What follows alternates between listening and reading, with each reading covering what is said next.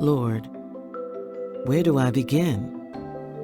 As I meditate on your loving kindness and your tender mercies, you alone carried the burden of my sin. You simply want me to recognize to live as Christ and to die as gain. But you suffered more, the sinless Lamb who was slain.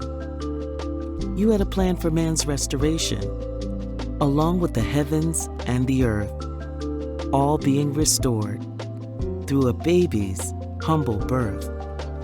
Lord, help me live my life as you expect, a vessel of the true and living God, part of your elect, so I can show others who you truly are, a God with a standard to lift us up, not to lower the bar.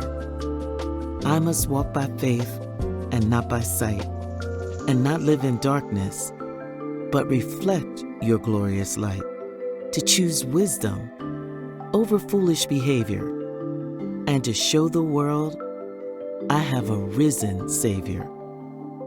When you tear down, it's not for destruction. Your spirit wants a new home, and it's under construction.